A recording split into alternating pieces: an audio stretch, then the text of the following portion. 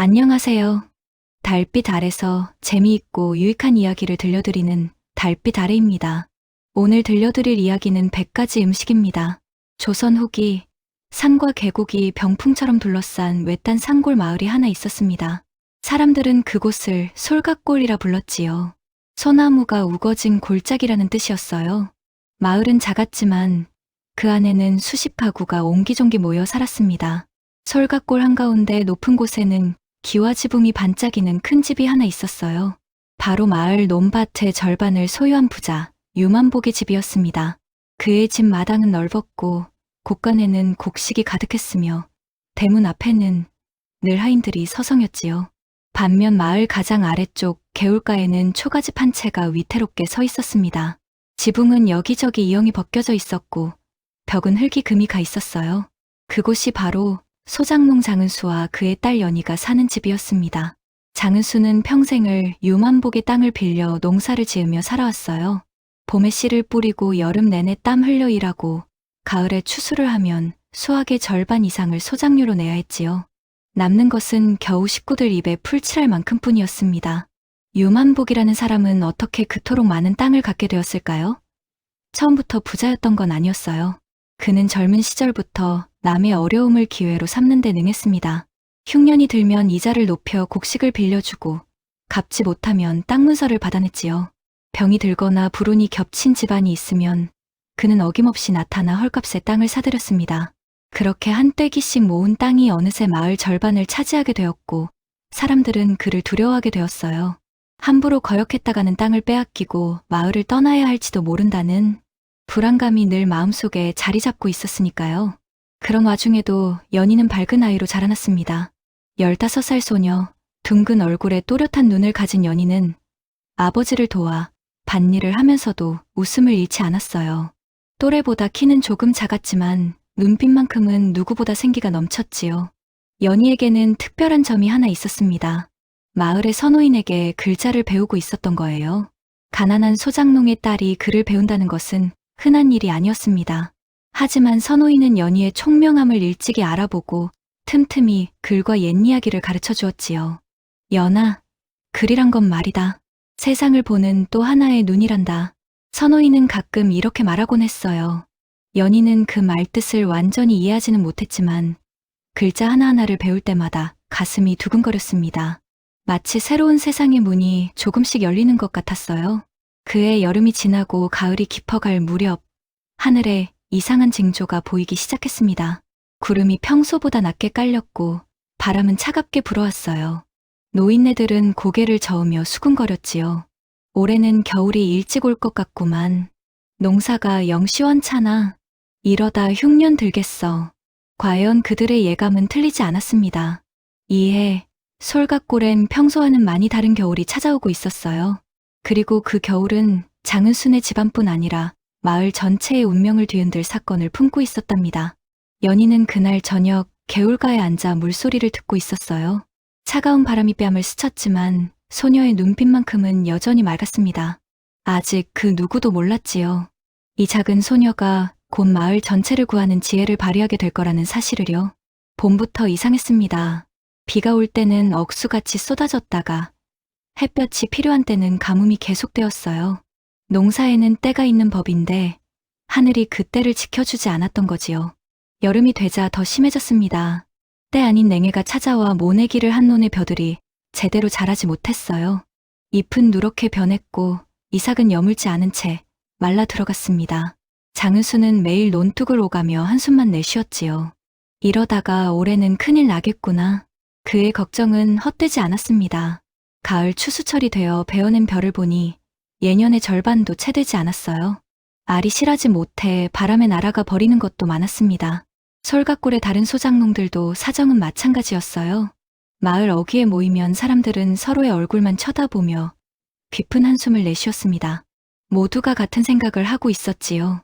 유영감께 소장료를 어떻게 다 낼까? 흉년이 들면 보통은 지주가 소장료를 조금 깎아주는 법이었어요. 그래야 다음 해에도 농사를 지을 수 있고 지주도 결국 이득을 보니까요. 하지만 유만복은 그런 사람이 아니었습니다. 오히려 그는 흉년을 기회로 여겼어요. 창고에 쌓아둔 곡식을 내주긴커녕 문단속만 더 단단히 했지요. 가끔 곳간 앞을 지나는 사람들은 그 두꺼운 자물쇠를 보며 이를 갈았습니다. 선호이는 예전 일을 떠올렸어요.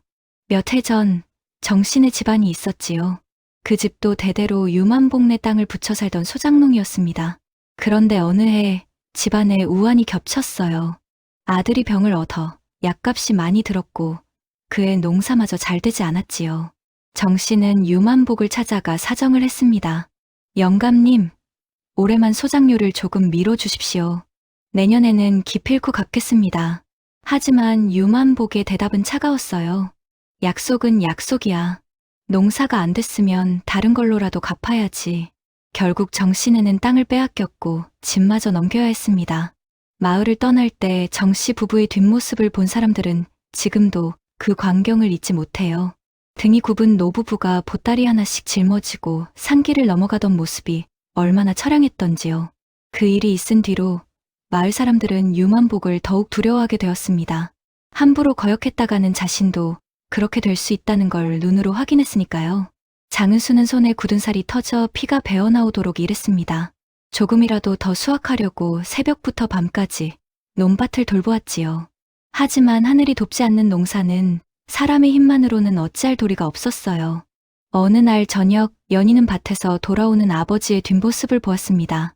허리가 더 굽어진 것 같았고 걸음걸이도 예전보다 느려진 것 같았어요. 연희의 가슴이 먹먹해졌습니다. 아버지, 연희가 조심스럽게 불렀어요.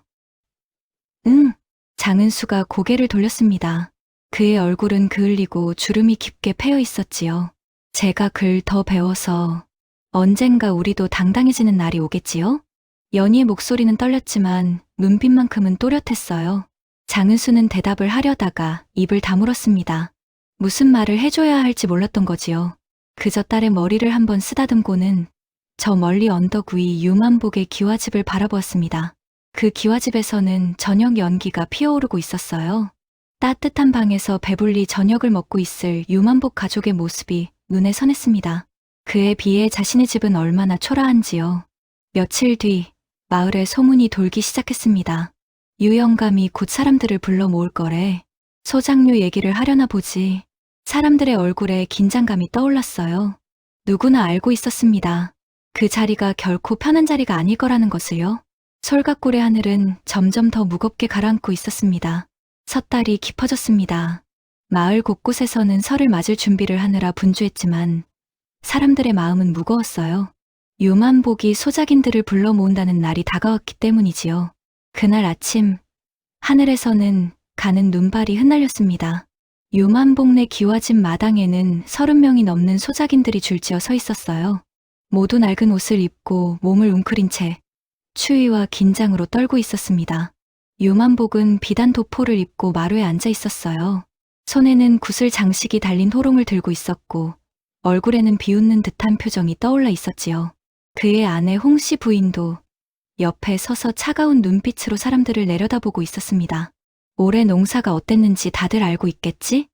유만복의 목소리가 차갑게 마당에 울려 퍼졌어요. 하지만 약속은 약속이야. 흉년이든 풍년이든 소장료는 정해진 대로 내야 하는 법이지. 사람들은 고개를 숙인 채 아무 말도 하지 못했습니다. 누군가 한숨 소리가 새어나왔지만 그것조차 금방 삼켰지요. 한 사람씩 앞으로 나와 자신의 수확을 보고하기 시작했어요. 대부분은 소장료를 다 채우지 못했습니다. 유만복은 일일이 장부에 기록하며 차가운 말을 던졌지요. 김첨지, 부족한 건 다음 달 보름까지 채워와. 박서방, 자네는 작년 것도 아직 덜 갚았는데 올해까지 부족하니 어쩌려고? 장은수의 차례가 되었습니다.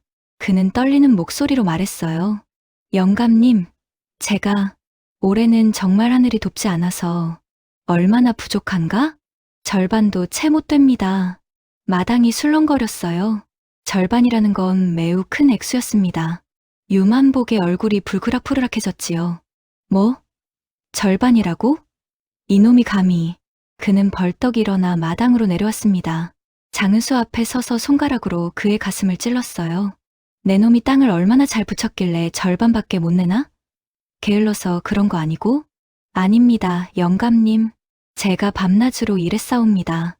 하지만 올해는 정녕 변명 말고 설 지나기 전까지 꼬박 채우지 못하면 그 땅은 내 것이야. 알겠나? 마을 사람들은 숨도 제대로 쉬지 못한 채 그 광경을 지켜보았습니다. 장은수의 어깨가 축 처졌어요. 설까지는 불과 며칠밖에 남지 않았는데 그 많은 곡식을 어디서 구한단 말인가요? 그때였습니다. 유만복의 눈빛이 이상하게 번뜩였어요. 마치 무슨 재미있는 생각이 떠오른 것처럼 입꼬리가 올라갔지요. 잠깐, 좋은 생각이 났어. 사람들이 고개를 들었습니다. 유만복은 천천히 말을 이었어요. 장서방, 내가 자네에게 특별한 기회를 주지. 설날 아침 동이 트기 전에 내 집 앞마당으로 음식을 가져와. 음식이라니 무슨 말씀이신지. 정확히 100가지 음식을 차려오너라. 마당이 순간 조용해졌습니다. 100가지 음식이라니 그게 무슨 말인가요? 사람들은 서로의 얼굴을 바라보았어요. 유만복은 더 큰 소리로 외쳤습니다. 100가지 음식을 차려온다면 자네의 빚도 덮어주고 땅도 그대로 붙이게 해주지. 어떤가? 장은수는 말문이 막혔어요. 100가지 음식이라니 그런 걸 어떻게 준비한단 말인가요? 산골 마을에서 구할 수 있는 재료로는 20가지도 어려운 일이었습니다. 하지만 만약 못 가져온다면? 유만복의 목소리가 더욱 차갑게 변했어요. 그때는 당장 땅을 내놓고 이 마을을 떠나야 할 게다. 그는 일부러 사람들 앞에서 크게 말했습니다. 장은수가 거절하지 못하게 만드는 거였어요. 모두가 듣고 있는 상황에서 거부한다는 것은 스스로 땅을 포기하는 것과 같았으니까요. 선호인이 앞으로 나서려 했지만 유만복이 손을 들어 막았습니다. 어르신, 이건 장서방과 저희 일입니다.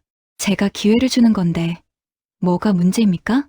사람들은 모두 알고 있었어요. 이건 기회가 아니라 장은수를 내쫓으려는 꾀라는 것을요. 하지만 아무도 나서지 못했습니다. 자칫 자신도 화를 입을까 봐 두려웠던 거지요. 장은수는 떨리는 목소리로 대답했습니다. 알겠습니다, 영감님. 집으로 돌아오는 길, 장은수는 한마디도 하지 못했어요. 연희가 아버지의 손을 잡았지만 그 손은 차갑게 식어 있었습니다. 집에 도착해서야 장은수는 멍하니 앉았어요.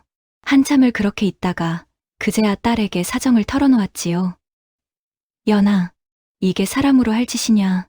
그의 목소리는 떨렸고 눈시울이 붉어졌습니다. 평생 강인하게 살아온 아버지의 그런 모습을 본 적이 없던 연희는 가슴이 미어졌어요. 하지만 연희는 울지 않았습니다. 한참을 침묵하며 생각에 잠겼다가 천천히 입을 열었지요. 아버지. 응, 제가 한번 생각해 볼게요. 장은수는 고개를 저었어요. 연아, 이건 내가 어찌할 수 있는 일이 아니란다. 100가지 음식이라니. 하지만 연희의 눈빛은 달랐습니다. 그 안에는 포기하지 않는 무언가가 타오르고 있었어요. 작은 불씨였지만 그것은 꺼지지 않고 있었답니다. 그날 밤, 장은수는 잠을 이루지 못했습니다. 누웠다가도 벌떡 일어나 마당을 서성이고 다시 방으로 들어와 앉았다가 또 나가곤 했어요. 머릿속에는 100가지 음식이라는 말만 맴돌았습니다. 쌀, 보리, 조, 콩, 팥, 곡식의 종류를 세어봐도 몇 가지 안 됐어요. 나무를 더한다 해도 산과 들에서 구할 수 있는 것은 한정되어 있었지요. 김치, 장아찌, 젓갈, 이것저것 다 합쳐도 30가지가 될까 말까였습니다. 100가지라니, 그건 애초에 불가능한 일이야. 장은수는 벽에 기대앉아 한숨을 내쉬었어요. 땅을 빼앗기는 건 곧 삶의 터전을 잃는 것이었습니다. 대를 이어 붙여온 땅, 조상들이 지켜온 그 땅을 자신에 대해서 잃게 된다는 것이 너무나 억울했지요. 마을을 떠나야 한다면 어디로 가야 할까요? 다른 고을에 가서 또 남의 땅을 빌려 농사를 지어야 할까요? 아니면 장사라도 해야 할까요? 하지만 평생 농사만 지어온 자신에게 무슨 재주가 있단 말인가요? 장은수는 조상들께 죄를 짓는 것 같아 가슴을 쳤습니다. 아버님, 죄송합니다. 제가 무능해서. 연희는 벽 너머에서 그런 아버지의 모습을 지켜보았어요. 가슴이 찢어지는 것 같았습니다. 하지만 그저 울고만 있을 수는 없었지요. 다음 날 아침 일찍 연희는 선호인을 찾아갔습니다. 선호인은 마을 어귀에 작은 초가에서 홀로 살고 계셨어요. 연희가 문을 두드리자 온화한 목소리가 들렸습니다. 누구냐? 연희입니다. 할아버지. 오, 연희구나. 들어오너라. 선호이는 아궁이에 불을 지피고 있었어요. 희끗한 수염과 주름진 얼굴이었지만 눈빛만큼은 맑고 따뜻했지요. 할아버지, 여쭤볼 게 있어서 왔어요. 연희는 조심스럽게 입을 열었습니다. 무엇이 궁금하냐? 옛날 이야기 중에 불가능해 보이는 일을 해낸 사람들 이야기가 있을까요? 선호이는 빙그레 웃으며 연희를 바라보았어요. 내 아버지 일을 듣고 온 게로구나. 연희는 고개를 끄덕였습니다. 선호이는 잠시 생각에 잠겼다가 천천히 말했지요. 연아, 옛날에 한 선비가 있었단다. 그에게 누군가 이런 수수께끼를 냈지. 한 입으로 두 말을 하는 것이 무엇이냐? 고 말이야. 그게 뭔가요? 처음에는 거짓말쟁이를 말하는 줄 알았지. 하지만 답은 달랐어. 종이었단다. 종은 한 입이지만 치면 소리가 두 번 울리니까. 연희의 눈이 커졌어요. 말이란 게 그런 거란다. 똑같은 말이라도 어떻게 듣느냐에 따라 뜻이 달라지는 법이지. 선호이는 따뜻한 차를 연희에게 건네며 말을 이었습니다. 세상 일이란 정면만 보지 말고 옆도 뒤도 돌아보아야 하는 법이야. 길이 막혀 보여도 다른 길이 있는 법이지. 연희는 차를 마시며 그 말을 곱씹었어요. 다른 길이라니? 100가지 음식을 정말로 100가지나 만드는 게 아니라 다른 방법이 있다는 말일까요? 집으로 돌아오는 길, 연희는 어릴 적 서책에서 보았던 것들을 떠올렸습니다. 한 입 두 말, 썩은 동아줄이라도 잡는다. 돌다리도 두들겨 보고 건너라. 이런 표현들이 머릿속을 맴돌았어요. 문득 연희는 멈춰섰습니다. 100가지. 그 말을 천천히 중얼거리며 생각에 잠겼지요. 100이라는 글자가 단지 숫자만을 뜻하는 걸까요? 혹시 다른 뜻도 있지 않을까요? 연희의 눈빛이 반짝였습니다. 뭔가 실마리를 잡은 것 같았어요. 집에 돌아오자 장은수는 여전히 멍하니 앉아 있었습니다. 연희는 아버지 앞에 조심스럽게 앉았어요. 아버지. 응, 제가 꼭 방법을 찾아볼게요. 절 믿어주세요. 장은수는 쓸쓸하게 웃었습니다. 연아, 내 마음은 고맙지만 아버지, 선호인 할아버지께서 그러셨어요. 세상 일은 여러 쪽에서 봐야 한다고요. 연희의 목소리는 작았지만 단호했어요. 오히려 딸이 아버지를 다독이는 형국이었지요. 그날 밤, 연희는 작은 종이와 숫조각을 앞에 두었습니다. 그리고 100이라는 글자를 쓰기 시작했어요.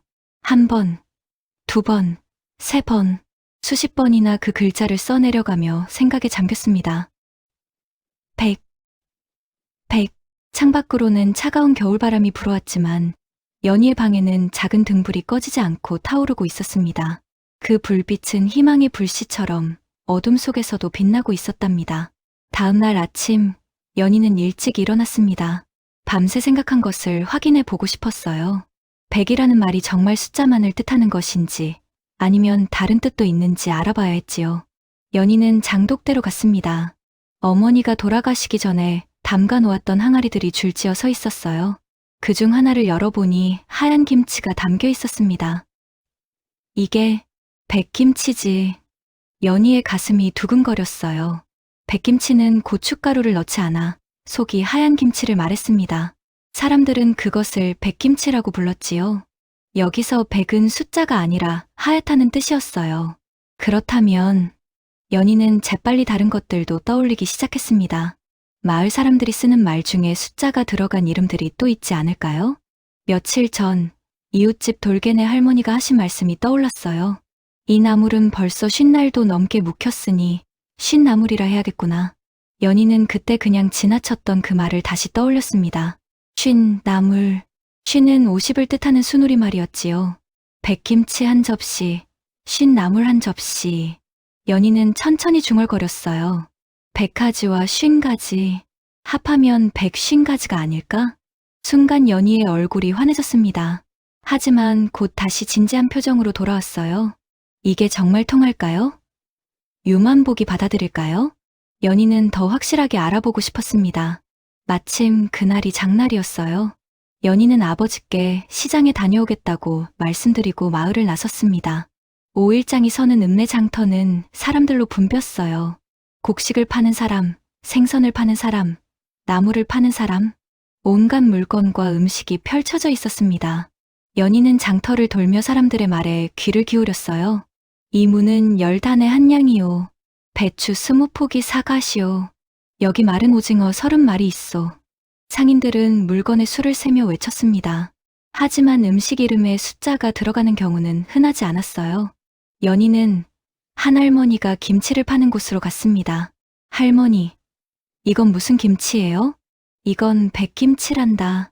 속이 맑아지는 좋은 김치지. 연희는 고개를 끄덕였어요. 역시 사람들은 하얀 김치를 백김치라고 불렀습니다. 혹시 다른 음식 중에도 숫자가 들어가는 이름이 있을까요? 할머니는 고개를 갸웃하며 생각했어요. 글쎄, 육회? 구절판? 그런 거 말하는 거냐? 아, 그런 것도 있네요. 연희의 눈이 반짝였습니다. 육회는 날고기를 썬 음식이었고, 구절판은 9칸으로 나뉜 그릇에 담는 음식이었지요. 하지만 이것만으로는 부족했어요. 연희는 계속 장터를 돌아다니며 귀를 기울였습니다. 한 아주머니가 나물을 팔며 이렇게 말했어요. 이 묵은 나물은 작년에 말려둔 거라. 벌써 1년이 넘었지. 묵은지처럼 깊은 맛이 나. 연희는 그 말을 듣고 또 한 번 생각에 잠겼습니다. 묵은이라는 말도 시간을 나타내는 표현이었지요. 해가 기울 무렵 연희는 집으로 돌아왔습니다. 장은수는 여전히 걱정스러운 얼굴로 딸을 맞이했어요. 장에 다녀왔구나. 무얼 그리 알아보고 다녔니? 아버지, 조금만 기다려주세요. 제가 방법을 찾고 있어요. 연희는 방으로 들어가 다시 종이를 펼쳤습니다. 그리고 오늘 들은 것들을 하나하나 적어 내려갔어요. 백김치 100가지, 쉰나물 50가지, 육회 6가지, 구절판 9가지. 연희는 작은 소반을 앞에 두고 상상했습니다. 만약 백김치 한 접시와 쉰나물 한 접시를 올린다면 그것으로 150가지 음식이라고 말할 수 있지 않을까요? 물론 유만복은 화를 낼 것입니다. 이건 장난이라고, 억지라고 말할 거예요. 하지만 그가 정확히 무엇을 원했는지 다시 생각해 봐야 했어요. 100가지 음식을 차려오너라. 그 말에는 100개의 접시를 가져오라는 뜻도 있지만 이름이 100가지인 음식을 가져오라는 뜻으로도 들릴 수 있지 않을까요? 연희는 소반 위에 상상 속의 2접시를 그려보았습니다. 하얀 백김치 한 접시, 구수한 쉰나물 한 접시. 이게 우리의 희망이 될 수 있을까? 연희는 빙긋이 웃었습니다. 아직 확신은 없었어요. 하지만 적어도 아무것도 하지 않는 것보다는 나았지요. 이 작은 장난 같은 생각이 과연 솔갓골의 판을 뒤집을 수 있을까요? 창밖에는 다시 눈이 내리기 시작했습니다. 하얀 눈송이들이 조용히 땅에 내려앉았어요. 마치 백김치의 하얀 속처럼 순수하고 맑게 말이에요. 설 전날이 되었습니다. 마을은 명절을 맞이하느라 분주했어요. 집집마다 떡을 찌고 제사 음식을 준비하느라 연기가 피어올랐지요. 하지만 장은순의 집만큼은 그런 분위기와는 거리가 멀었습니다. 장은수는 방 안에서 무릎을 끌어안고 앉아 있었어요. 내일이면 유만복네 집으로 가야 했습니다. 하지만 준비된 것은 아무것도 없었지요. 이제 정말 끝이라는 생각이 들었어요. 그때 이웃집 소년 돌개가 찾아왔습니다. 까무잡잡한 얼굴에 동그란 눈을 가진 13살 소년이었어요. 돌개는 맨발로 뛰어와 숨을 헐떡이며 연희를 불렀습니다. 연희야, 돌개야, 무슨 일이니? 너희 집 정말 괜찮겠어? 내일이면. 돌개의 목소리는 떨렸어요. 연희와 돌개는 어릴 때부터 함께 자란 친구였습니다. 돌개네도 소장농이었기에 남의 일 같지 않았던 거지요. 걱정 마. 내가 방법을 찾았어. 연희는 조용히 말했지만 그 목소리에는 묘한 확신이 담겨 있었어요. 정말? 정말 100가지 음식을 만들 수 있어? 만든다기보다는. 연희는 말끝을 흐렸습니다. 아직 아무에게도 자신의 계획을 말하지 않았어요. 혹시 실패하면 더 큰 실망을 안겨줄까봐 두려웠던 것이지요. 해가 지자 연희는 본격적으로 움직이기 시작했습니다. 먼저 장독대로 가서 어머니가 담가놓았던 백김치 항아리를 열었어요. 겨울 내내 잘 익은 김치는 하얗고 아삭했습니다. 연희는 정성껏 김치를 건져내어 물로 씻었어요. 그리고 가장 흰 부분만 골라서 깨끗한 접시에 담았습니다. 한 입, 한 입 정성스럽게 놓으니 마치 눈꽃 같았어요. 다음은 쉰나물 차례였습니다. 다락에는 작년에 말려둔 나물이 있었어요. 고사리, 고비, 도라지, 여러 가지가 섞인 묵은 나물이었지요. 연희는 나물을 꺼내어 물에 불렸습니다. 한참을 불린 뒤 깨끗이 씻어서 삶았어요. 그리고 참기름과 간장으로 조물조물 무쳤지요. 구수하고 깊은 향이 났습니다. 2접시의 음식을 작은 소반에 올려놓았습니다. 백김치 1접시, 묵은 나물 1접시, 그것이 전부였어요. 장은수가 부엌으로 나왔습니다. 소반 위에 2접시를 보고는 기가 막혀 했어요. 연아, 이게 다냐? 네. 아버지, 이 2접시로 100가지 음식이라고 할 수 있겠니? 연아, 이건 장난이 아니야. 우리 집안이 내 그런 생각에 달린 게 아니란다. 장은수의 목소리가 높아졌습니다. 그동안 쌓인 스트레스와 불안이 한꺼번에 터져나온 거였어요. 하지만 연희는 눈 하나 깜짝하지 않았습니다. 아버지, 제 말을 들어보세요. 뭘 들으란 말이냐? 이 김치는 백김치예요. 그리고 이 나물은 50날 넘게 묵힌 50나물이고요. 그게 무슨... 백김치는 100가지, 50나물은 50가지. 합하면 150가지 음식 아닐까요? 장은수는 말문이 막혔습니다. 잠시 생각하다가 고개를 저었어요. 아니다, 연아. 그런 말장난이 통할 리가 없어. 유영감이 그걸 받아들이겠니? 받아들이든 안 받아들이든 저희에게 다른 방법이 있나요? 연희의 목소리는 차분했지만 단호했습니다. 아버지, 제가 틀리면 그때 혼내셔도 늦지 않아요. 하지만 지금은 이것밖에 없어요. 장은수는 딸의 눈을 바라보았습니다. 그 눈빛에는 두려움도 있었지만 포기하지 않으려는 의지가 더 강하게 타오르고 있었어요. 희유, 긴 한숨을 내쉰 뒤 장은수는 고개를 끄덕였습니다. 알았다. 내 뜻대로 해보자꾸나. 밤이 깊어가자 소문이 마을에 퍼지기 시작했어요. 장은수네가 2접시만 준비했다는 소식이었습니다. 몇몇 이웃들이 몰래 창문으로 들여다보았거든요. 2접시라니. 미쳤구먼. 아무리 그래도 그렇지. 어떻게 2접시로. 내일 보면 알겠지. 아마 크게 망신당할 걸세. 하지만 어떤 이들은 다른 생각을 했어요. 그래도 지푸라기라도 잡아야지. 가만히 앉아서 당하는 것보단 낫잖아. 연희가 똑똑한 아이니까. 혹시 모르지. 돌개는 자기 집으로 돌아가면서도 계속 뒤를 돌아보았습니다. 연희를 믿고 싶었지만 솔직히 두려웠어요. 내일이면 친구네 가족이 마을을 떠나야 할지도 모른다는 생각에 가슴이 답답했습니다. 장은수네 집에서는 아무도 잠들지 못했어요. 장은수는 소반 앞에 앉아 2접시를 하염없이 바라보았고 연희는 방에서 내일 할 말을 되뇌며 준비했습니다. 새벽이 가까워졌습니다. 동쪽 하늘이 희미하게 밝아오기 시작했어요. 장은수는 떨리는 손으로 소반을 들어 올렸습니다. 연아, 정말 가자는 거냐? 네. 아버지, 연희가 문을 열었습니다. 차가운 새벽 공기가 방 안으로 밀려 들어왔어요. 초가집 마당의 눈은 아직 녹지 않고 하얗게 깔려 있었습니다. 부녀는 마당을 나섰습니다. 소반 위에 2접시는 새벽 공기에 흔들렸지만 연희의 발걸음만큼은 흔들리지 않았어요. 설날 아침 솔갓골에서 가장 긴 하루가 시작되려 하고 있었습니다. 설날 이른 새벽 솔갓골 마을은 아직 조용했습니다. 집집마다 차례를 지낼 준비를 하느라 분주했지만 밖으로 나선 사람은 없었어요. 하지만 장은수 부녀가 길을 나서자 하나둘 창문이 열리기 시작했습니다. 저것 봐. 정말 가는구먼. 소반에 뭐가 있나 보이나? 잘 안 보이네. 그릇이 2개밖에 안 보이는 것 같은데? 사람들은 속삭이며 지켜보았어요. 누군가는 안타까운 표정을 지었고 누군가는 고개를 저으며 혀를 찼습니다. 장은수의 발걸음은 무거웠어요. 소반을 든 손은 떨렸고 다리에 힘이 잘 들어가지 않았습니다. 하지만 옆에서 걷는 딸을 보니 멈출 수가 없었지요. 연희는 머리를 단정히 닦고 가장 깨끗한 옷으로 갈아입었어요. 비록 옷은 낡았지만 얼굴만큼은 의연했습니다. 유만봉네 기와집이 점점 가까워졌어요.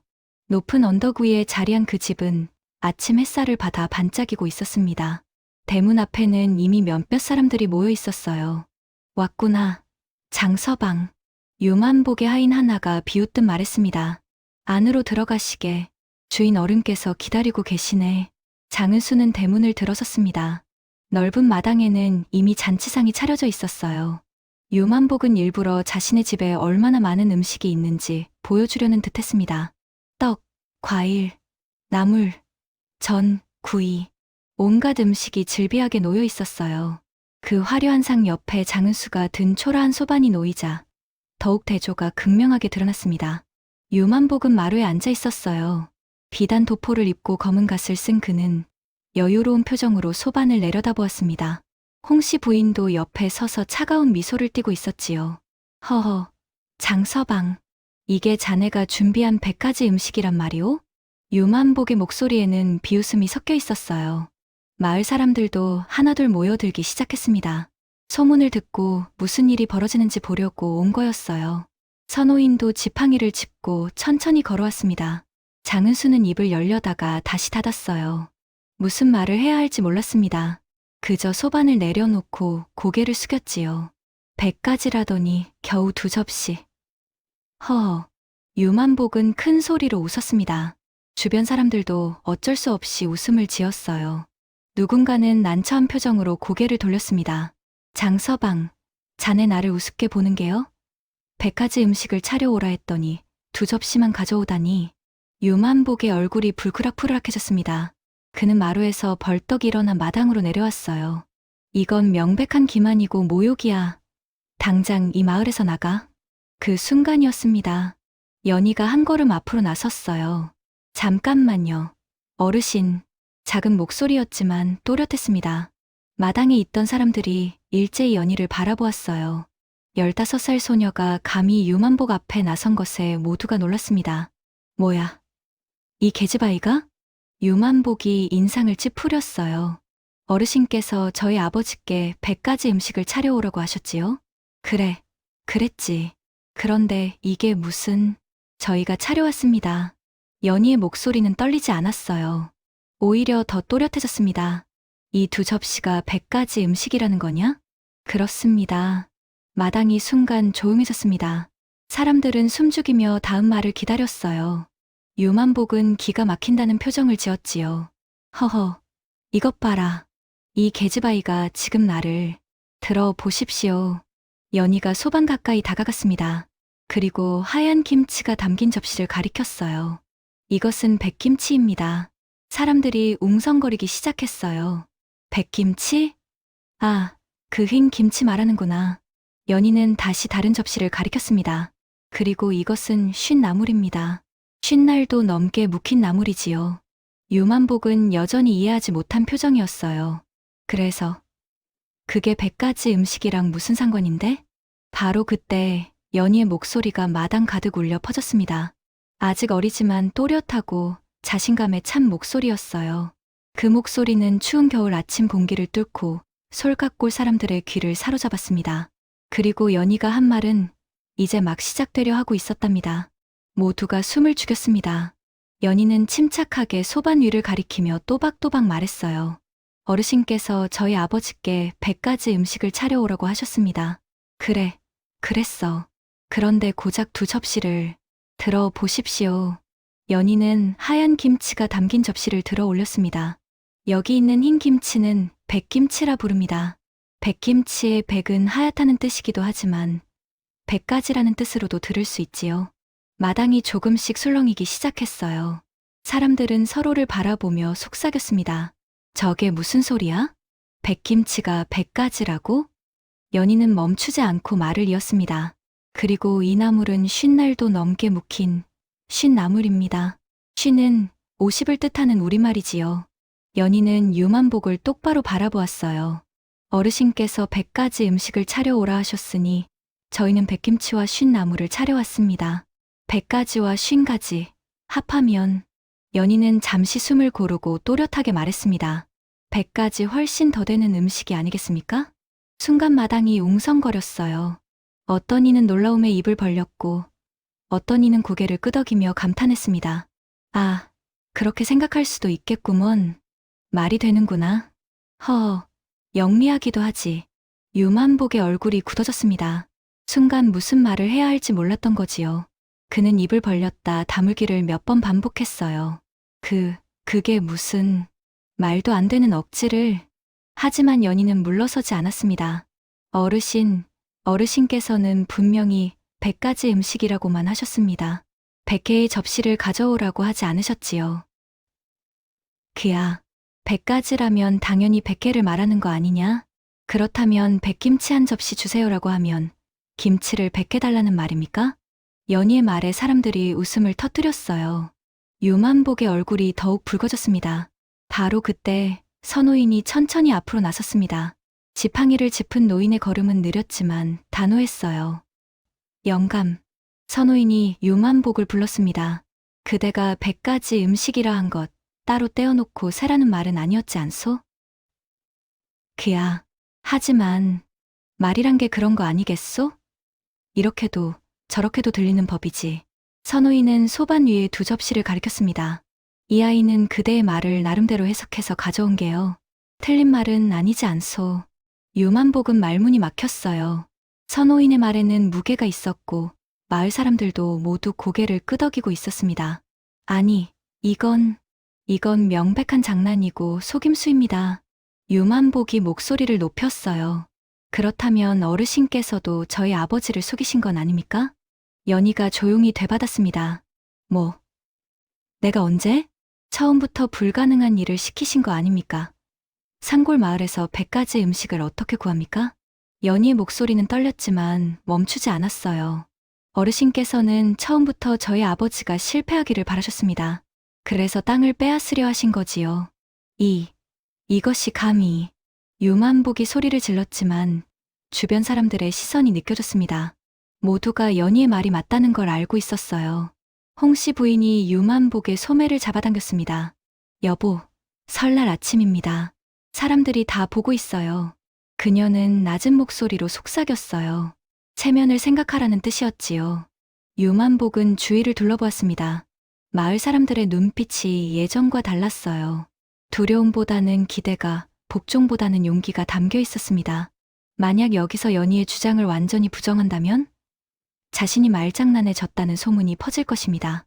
그리고 무엇보다 마을 사람들 앞에서 한 약속을 어긴 비겁한 사람이 될 거예요. 유만복의 이마에 식은땀이 맺혔습니다. 진퇴양난이었어요. 선호인이 다시 입을 열었습니다. 영감, 그대도 한마디 했고 이 아이도 한마디 했소. 말이란 게 원래 그런 거 아니겠소? 하지만 설날 아침에 이리 다투는 것도 보기 좋지 않으니 그만 웃고 넘기시지요. 홍씨 부인도 다시 남편을 설득했어요. 여보, 어차피 장서방네 땅도 작지 않습니까? 한 집 그대로 둔다고 큰일 날 것도 없잖아요. 유만복은 한참을 입술을 깨물었습니다. 사람들의 시선, 선호인의 압박, 아내의 만류, 모든 것이 그를 옥죄고 있었어요. 마침내 그는 길게 한숨을 내쉬었습니다. 좋아. 목소리는 작았지만 마당의 모든 사람이 들을 수 있었어요. 오늘만은 넘어가 주지. 그 말이 떨어지자 마당에서 안도의 한숨이 흘러나왔습니다. 장은수는 믿을 수 없다는 표정으로 딸을 바라보았어요. 연희는 여전히 또렷한 눈으로 서 있었습니다. 그럼 어르신, 약속하신 대로 저희 아버지의 빚과 땅 일은 이제 없던 걸로 하시는 거지요? 연희가 확인했습니다. 유만복은 고개를 돌린 채 대답했어요. 그렇다. 마을 분들도 다 들으셨지요? 연희는 주변을 둘러보았습니다. 사람들이 고개를 끄덕였어요. 선호인이 지팡이로 땅을 한번 두드렸습니다. 자, 이제 다들 집으로 돌아가 차례나 지내시지요. 설날 아침이니 좋은 일로 시작합시다. 사람들이 하나둘 흩어지기 시작했어요. 떠나면서도 계속 뒤를 돌아보며 수군거렸습니다. 저 계집아이 정말 영리하구먼. 유영감도 어쩔 수 없었지. 말의 힘이 저리도 센 줄이야. 장은수는 소반을 들고 마당을 나왔습니다. 연희가 그 뒤를 따랐어요. 대문을 나서자 장은수의 다리에 힘이 풀려 주저앉을 뻔했습니다. 연아, 아버지. 내가 해냈구나. 장은수의 목소리는 떨렸고 눈에는 눈물이 맺혔습니다. 연희도 이제야 긴장이 풀렸는지 손이 떨렸어요. 아버지, 우리 집에 가요. 부녀는 천천히 언덕을 내려왔습니다. 아침 햇살이 따스하게 그들을 비추고 있었어요. 이제 막 새로운 한 해가 시작되었고 장은순의 집안에도 새로운 희망이 찾아온 거였습니다. 설날이 지나고 며칠이 흘렀습니다. 마을에는 연희의 이야기가 빠르게 퍼져나갔어요. 백김치와 쉰나물로 100가지 음식을 만들었다는 그 기발한 이야기는 사람들의 입에 오르내렸습니다. 그 어린 것이 어찌 그런 생각을 했을꼬? 선호인께 글을 배운 보람이 있지. 유 영감도 할 말이 없었다더군. 사람들의 반응은 대부분 감탄이었어요. 오랫동안 유만복에게 억눌려 살던 사람들에게 연희의 행동은 통쾌함 그 자체였습니다. 유만복은 설 연휴 내내 집 안에만 있었어요. 마을 사람들을 마주하기가 꺼려졌던 거지요. 홍 씨 부인도 박출입을 삼갔습니다. 여보, 그냥 넘어가길 잘한 거예요. 홍 씨 부인이 남편을 달랬어요. 만약 그때 더 우겼다면 마을 사람들 앞에서 체면을 완전히 잃었을 거예요. 유만복은 대답하지 않았습니다. 속으로는 인정하기 싫었지만 아내의 말이 맞았어요. 사람들 앞에서 한 약속을 어긴다면 그것이야말로 진짜 치욕이었을 테니까요. 며칠 뒤 선호인이 유만복을 찾아왔습니다. 유만복은 반갑지 않은 표정으로 노인을 맞이했어요. 무슨 일로 오셨습니까? 그냥 차나 한잔하려고 왔네. 선호인은 태연하게 마루에 올랐습니다. 홍 씨 부인이 차를 내왔어요. 영감. 선호인이 차를 한 모금 마시고 입을 열었습니다. 그대는 설날에 현명한 선택을 했소. 현명한 선택이라니. 저는 그저 속은 겁니다. 아니, 그게 아니야. 선호인은 고개를 저었어요. 만약 그대가 약속을 어겼다면 마을 사람들의 신뢰를 완전히 잃었을 게야. 땅이 아무리 많아도 사람들의 신뢰를 잃으면 부자라고 할 수 없지. 유만복은 잠자코 듣고만 있었습니다. 그리고 말이야. 선호인이 창밖을 바라보며 말을 이었어요. 이제 사람들이 알았네. 말에도 힘이 있고 함께 모이면 뭔가 할 수 있다는 걸 말이야. 그 말에 유만복의 얼굴이 굳었어요. 선호인의 말뜻을 알아챘기 때문이지요. 정말로 그랬습니다. 설날 사건 이후 마을의 분위기가 조금씩 달라지기 시작했어요. 사람들은 예전처럼 유만복을 무조건 두려워하지 않게 되었습니다. 어느 날, 한 소장농이 유만복을 찾아와 조심스럽게 말했어요. 영감님, 올해는 보리를 심으려 하는데 씨앗을 조금 빌려주실 수 있겠습니까? 예전 같았으면 높은 이자를 요구했을 유만복이었어요. 하지만 그는 잠시 망설이다가 대답했습니다. 다음 수확 때 같은 양만 돌려주게. 소장농은 깊이 고개를 숙이고 돌아갔어요. 유만복 자신도 놀라웠습니다. 왜 이자를 받지 않았을까? 아마도 사람들의 시선이 두려웠던 것 같았어요. 장은순의 집은 완전히 달라졌습니다. 빚에서 벗어났다는 것만으로도 어깨가 가벼워졌어요. 장은수는 다시 열심히 밭을 갈았습니다. 하지만 이번에는 희망을 가지고 일할 수 있었지요. 연아, 올해는 농사가 잘 되면 내 옷도 새로 해줄 수 있을 게다. 아버지, 저는 괜찮아요. 이 옷도 충분해요. 연희는 웃으며 대답했습니다. 마을 사람들은 연희를 보는 눈이 달라졌어요.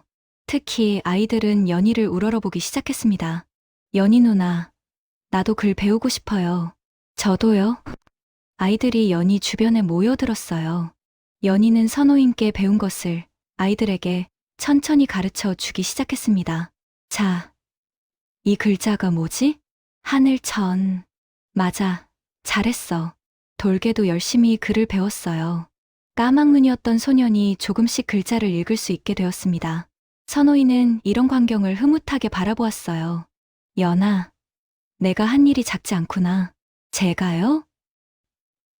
그래, 내가 보여준 건 단지 말재주가 아니었어. 용기였지. 연희는 고개를 갸웃했어요. 사람들은 오랫동안 힘센 자 앞에서 고개를 숙이고 살았어. 하지만 내가 당당히 맞섰을 때 사람들도 용기를 얻은 게야. 선호인은 연희의 머리를 쓰다듬었습니다. 지혜란 건 그런 거란다. 남을 해치는 게 아니라 모두를 살리는 것 말이야. 해가 바뀌고 봄이 왔습니다. 솔갓골의 논밭에는 다시 생명이 돋아나기 시작했어요. 사람들은 씨를 뿌리며 한 해를 기대했습니다. 유만복은 여전히 마을에서 가장 부유한 사람이었어요. 하지만 예전처럼 함부로 사람들을 대하지는 못했습니다. 설날에 그 일이 그를 변화시켰던 거지요. 어느 날 저녁 유만복은 창밖을 바라보며 혼잣말을 했습니다. 말 한마디에 그는 씁쓸하게 웃었어요. 자신이 던진 말 한마디가 되돌아와 자신을 올감했던 것입니다.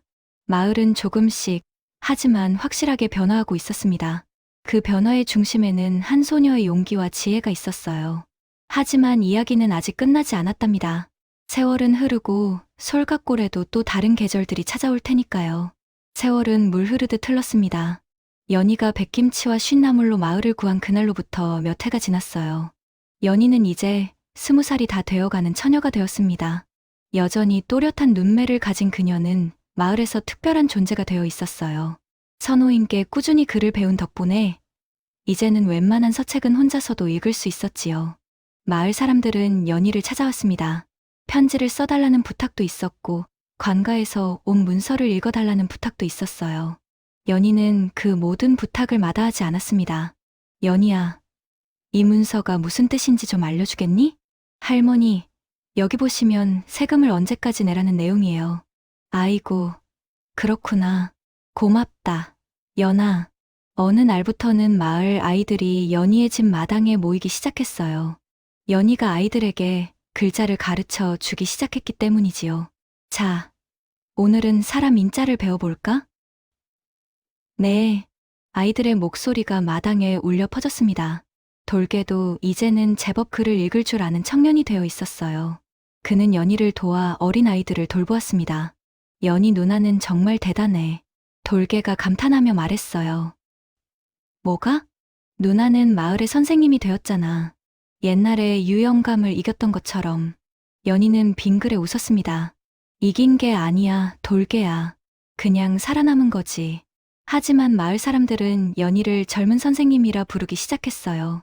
선호인 다음으로 존경받는 사람이 된 것입니다. 장은수는 여전히 부지런히 밭을 갈았습니다. 하지만 이제는 빚에 쫓기지 않았어요. 오히려 조금씩 저축도 할 수 있게 되었지요. 허리는 여전히 굽었지만 얼굴에는 웃음이 자주 떠올랐습니다. 연아, 내년에는 내 혼처를 알아봐야 하지 않겠니? 아버지, 아직 그런 생각 없어요. 지금이 좋아요.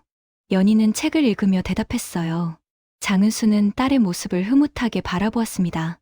한편 유만복의 삶은 조금씩 변해가고 있었습니다. 나이가 들면서 병치레가 잦아졌어요. 예전에는 건강하던 몸이 이제는 자주 앓아눕게 되었지요. 영감, 약을 드셔야 해요. 홍씨 부인이 약그릇을 들고 왔습니다. 유만복은 쓴 약을 마시며 씁쓸한 표정을 지었어요. 세월이 무섭구만. 그의 집 마당은 예전만큼 북적이지 않았습니다. 사람들은 필요한 일이 있을 때만 찾아왔어요. 두려움 때문이 아니라 그저 거래 때문에 오는 것이었지요. 어느 겨울날 유만복은 혼자 창밖을 내다보고 있었습니다. 눈이 소복이 쌓인 마당이 텅 비어 있었어요. 문득 멀리 장은순의 집 쪽을 바라보았습니다. 그곳에서는 아이들의 웃음소리가 들려왔어요. 연희가 아이들에게 옛 이야기를 들려주고 있었던 것입니다. 초라한 초가집이었지만 그곳에는 사람들이 모여 있었지요. 유만복은 한숨을 내쉬었습니다. 내가 무엇을 잘못한 걸까? 그는 평생 땅과 곡식을 모으는 데 집중했어요. 하지만 정작 사람들의 마음을 얻지는 못했습니다.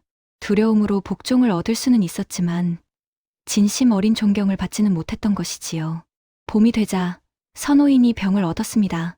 80을 넘긴 노인의 몸은 이미 많이 약해져 있었어요. 마을 사람들이 돌아가며 노인을 돌보았습니다. 연희도 매일 선호인을 찾아갔어요. 죽을 끓여드리고 옆에서 책을 읽어드렸지요. 연아, 선호인이 희미한 목소리로 불렀습니다. 네, 할아버지, 내가 그때 보여준 건 단지 말재주가 아니었단다. 선호인의 손이 떨렸어요. 연희가 그 손을 꼭 잡았습니다. 옳고 그름을 꿰뚫는 눈이 있었기에 모두가 내 말에 힘을 실어준 거지.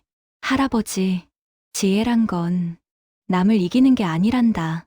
모두를 살리는 거야. 선호인은 그렇게 말하고 조용히 눈을 감았습니다. 며칠 뒤 노인은 편안하게 세상을 떠났어요. 마을 전체가 슬퍼했습니다. 장례를 치르는 날 유만복도 찾아왔습니다. 그는 선호인의 영정 앞에서 오랫동안 서 있었어요. 무슨 생각을 하는지는 아무도 몰랐습니다. 장례가 끝나고 연희는 선호인의 집을 정리하고 있었어요. 그때 유만복이 조용히 다가왔습니다. 연희 처녀, 어르신. 연희가 고개를 숙여 인사했습니다. 내가 그때 미안했다. 유만복의 목소리는 작았어요. 연희는 놀라 고개를 들었습니다. 무슨 말씀을? 내 아버지께 그리고 내게 무리한 일을 시켰어. 처음부터 불가능한 걸 알면서도. 유만복은 말을 이었습니다. 하지만 내가 나를 이긴 게 아니야. 내가 나를 깨우쳐 준 거지. 연희는 조용히 유만복을 바라보았어요. 어르신, 저는 어르신을 이기려 한 게 아니었어요. 그저 아버지가 억울하지 않기를 바랐을 뿐이에요. 알고 있네. 이제는 알아. 유만복은 천천히 돌아서며 말했습니다. 돈과 땅을 많이 가진 사람보다 마음과 머리가 넉넉한 이가 끝내 사람들 곁에 남는구먼. 그는 그렇게 말하고 돌아갔습니다. 허리가 굽은 노인의 뒷모습이 쓸쓸해 보였어요. 세월은 계속 흘렀습니다. 연희는 마을에서 계속 아이들을 가르쳤고 사람들의 어려움을 도왔어요. 장은수는 건강하게 나이를 먹어갔습니다. 어느 겨울날 연희는 아이들에게 옛날 이야기를 들려주고 있었어요. 옛날에 한 소녀가 있었단다. 그 소녀는 100가지 음식을 만들어야 했지. 어떻게요? 아이들이 눈을 반짝이며 물었습니다. 백김치와 쉰나물로 말이야. 연희는 빙그레 웃으며 이야기를 계속했어요. 아이들은 숨죽이며 들었습니다. 그날 저녁 마을 곳곳에서는 설 준비가 한창이었어요. 어느 집에서는 떡을 찌고 어느 집에서는 김치를 꺼내고 있었습니다. 장은순의 집 장독대에서는 연희가 백김치를 꺼내고 있었어요. 그리고 다락에서 묵은 나물도 꺼냈지요. 연아, 그걸 왜 꺼내니? 아버지, 오늘 저녁상에 올리려고요. 연희는 웃으며 대답했습니다. 이 음식들이 우리 가족을 지켜줬잖아요. 장은수는 딸의 손을 잡았어요. 그 손은 이제 성인이 된 딸의 손이었지만 여전히 따뜻했습니다. 그날 밤 솔갓골 곳곳에서는 백김치와 묵은 나물을 꺼내는 집들이 있었어요. 사람들은 그 음식을 먹으며 연희의 이야기를 다시 꺼냈습니다. 그때 그 어린 것이 정말 대단했지. 말 한마디로 집안을 구했으니까 지혜란 게 바로 그런 거겠지. 솔갓골 사람들은 지금도 설 무렵이 되면 하얀 김치 한 접시와 묵은 나물 한 접시를 꺼내놓습니다. 그리고 연희의 이야기를 다시 꺼내놓곤 하지요. 그 이야기는 이렇게 말합니다. 돈과 땅을 많이 가진 사람보다 마음과 머리가 넉넉한 이가 끝내 사람들 곁에 남게 마련이라고. 힘으로 사람을 누르는 것보다 지혜로 문제를 푸는 것이 진정한 용기라고. 그리고 때로는 말 한마디, 생각 하나가 세상을 바꿀 수 있다고 말이에요. 연희는 이제 마을의 어른이 되었습니다. 그녀는 여전히 아이들에게 글을 가르치고 사람들의 어려움을 함께 나눕니다. 초가집은 여전히 초라하지만 그 안에는 지혜와 따뜻함이 가득합니다. 마을 사람들은 알고 있어요. 진정한 부자는 곳간에 곡식이 많은 사람이 아니라 마음속에 지혜와 사랑이 가득한 사람이라는 것을요. 그리고 솔갓골에서는 오늘도 백김치와 쉰나물을 먹으며 이 이야기가 전해지고 있답니다. 한 소녀의 용기가 마을을 바꾸고 사람들에게 희망을 준 그 이야기가 말이에요. 지금까지 들어주셔서 감사합니다. 재미있게 들으셨다면 구독과 좋아요 부탁드립니다.